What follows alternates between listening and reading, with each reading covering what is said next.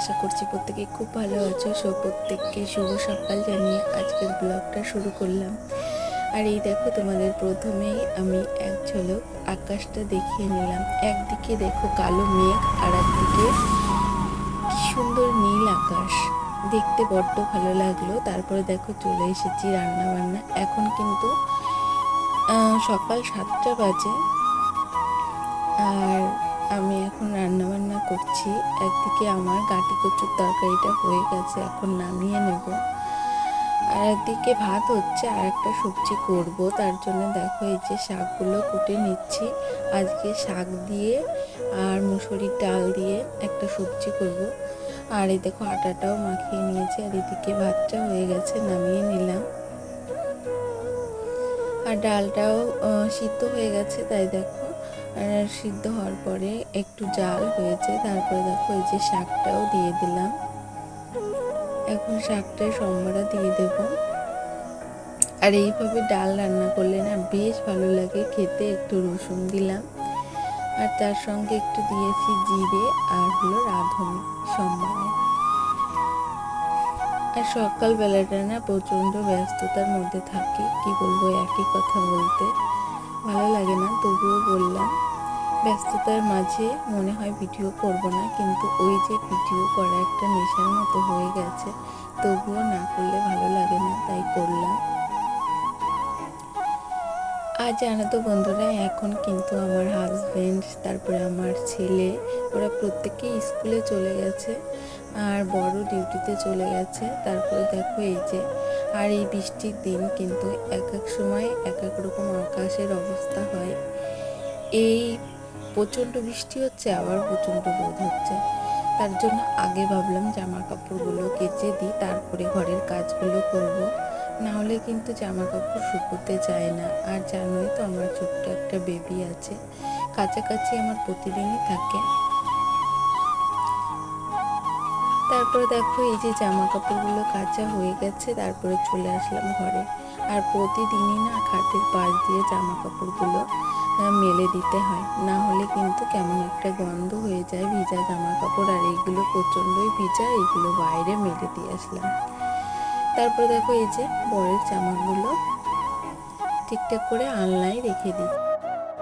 জানো তো বন্ধুরা, বরের এই জামা প্যান্টগুলো আগে না আমি সবসময়ের জন্য ইস্ত্রি করে রেখে দিতাম। এখন কিন্তু সেটা পারি না, কিন্তু মাঝে মাঝে দুই একটা করে দিই, সেটা পরে ওর পাপা ডিউটিতে যায়।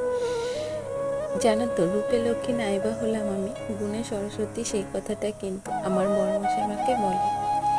জানো তো, এই সংসারে আমার যখন বিয়ে হয়ে এসেছিলাম, আমার সংসারে সত্যিকারে ছোট বড় বড় বড় কোনো রকমই জিনিস ছিল না। টুকটুক করে একটা একটা করে এই যে সমস্ত ছোট বড় জিনিসগুলো দেখছো, সবটাই কিন্তু তৈরি করেছি নিজের হাতে, খুব যত্ন সহকারে।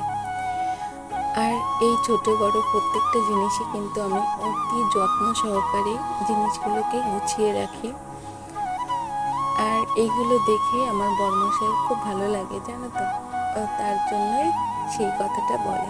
তারপরে দেখো সমস্ত ঘরের কাজবাজ করে এসে, তারপরে দেখো এই যে মেয়ের জন্য একটু ডালিয়ার পায়েস বসালাম। প্রথমেই না আমি ডালিয়াটাকে একটু ঘি দিয়ে ভালো করে ভেজে নিয়েছি, তারপরে দুধ চা দিয়ে এই দেখো অনেকটা সময় ফুটিয়ে নিয়েছি।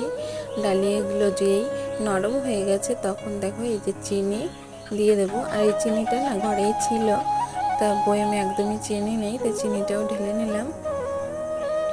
আর যেহেতু মাম্মাম খাবে, মিশ্রি দিলে ভালো হতো, কিন্তু মিশ্রিটা না নেই, তাল মিশ্রিটা, তার জন্য একটু চিনি দিলাম আর একটু লবণ দিয়ে।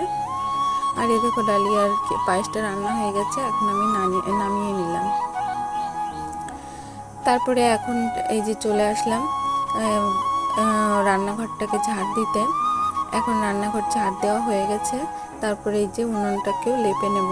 এই উনুনে না এখন এই প্রায় দিনই আমার পিঠে তৈরি করতে হচ্ছে, ওই জন্য প্রতিদিনই লেপতে হচ্ছে। আর কালি উনুন দেখতে কিন্তু ভালো। তারপরে দেখো ওই যে উনুনটা লেপা আমার হয়ে গেছে। আর তারপরে চলে গেলাম স্নান করতে। স্নান করে তারপরে চলে আসলাম পুজো দিতে। আর এই দেখো আমার পুজোটাও আমি দিয়ে নিচ্ছি। আর আজকে না মঙ্গলবার ছিল, ওই জন্য পুজো দেওয়ার জন্য অতটা চাপ ছিল না, তাই দেখো সুন্দর করে পুজোটাও দিয়ে নিলাম।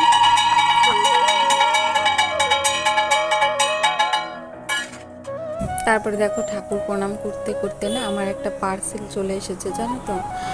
তারপরে দেখো পার্সেলটা নিয়ে আসলাম। তারপরে যে কাঁথাটা ছিল জল ঝরাতে দিয়েছিলাম, কাঁথাটাকেও মেলে দিলাম। আর জানো তো আকাশের ওয়েদারটা কিন্তু দেখতে বেশ ভালো লাগছে, কি বলবো, শ্রাবণ মাসের আকাশটা দেখতে কিন্তু আমার বড্ড ভালো লাগে। তোমাদের কার কেমন লাগে কমেন্ট করে জানিও। দেখো কি সুন্দর দেখাচ্ছে, সকালে ছিল মেঘ মেঘ, এখন দেখো পুরো সবুজ। তারপরে দেখো এই যে মেয়ের জন্য একটা ফ্লিপকার্টে একটা জিনিস অর্ডার করেছিলাম, সেটা চলে এসেছে। আর দেখবে পার্সেলটা যত সময় খোলা না হয় একদমই ভালো লাগে না। আর ওটা কিন্তু মামামের জন্য একটা তেল ছিল।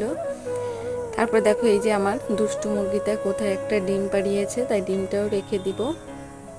আর এই জামা কাপড়গুলোও ভাঁজ করে নেব। আর বন্ধুরা, তোমাদের আমার ভিডিওগুলো কেমন লাগছে প্রত্যেকে অবশ্য কমেন্ট করে জানিও। তোমাদের যদি আমার ভিডিওগুলো ভালো লেগে থাকে অবশ্যই ভিডিওটা একটা লাইক করো। সমস্ত দিদি ভাইয়েরা লাইক দিয়ে সম্পূর্ণ ভিডিওটা দেখো আর প্রতিনিয়ত কমেন্ট করো আমাকে, তাদেরকে আমার তরফ থেকে অসংখ্য ধন্যবাদ। আর যে সমস্ত ভিউয়ার্সরা আড়ালে থেকেও আমার ভিডিওগুলো দেখছো এবং আমাকে সাপোর্ট করছো, তাদের প্রত্যেককেও কিন্তু অসংখ্য ধন্যবাদ। তোমরা এইভাবে সকলেই আমার সাথে থেকেও পাশে থেকেও অনুরোধ করছি। আর যে সকল নতুন দিদি ভাইয়েরা এবং দাদা ভাইয়েরা আমার ভিডিওটা দেখছো, তোমরা প্লিজ প্রত্যেকে ভিডিওটা একটা লাইক করো। আর তোমাদের যদি আমার ভিডিওটা কোনো অংশে খুবই ভালো লেগে থাকে তাহলে চ্যানেলটিকে সাবস্ক্রাইব করে দিয়ে আমার ছোট্ট পরিবারের পাশে থাকতে পারো, এইটুকু অনুরোধ করছি। আর এখন কিন্তু দুপুর প্রায় 12:30 একটু বেশি বেজে গেছে। আর এর মধ্যে কিন্তু আমি মামামকে খাইয়ে দাইয়ে মামামকেও ঘুম পড়িয়ে দিয়েছি। তাই তোমরা প্রত্যেকে এইভাবে আমার পাশে থেকো, সাথে থেকো। প্রত্যেককে টাটা, বাই বাই, দেখা হবে আবার নেক্সট কোনো ব্লগে। ততক্ষণ পর্যন্ত প্রত্যেকেই ভালো থেকো, টাটা।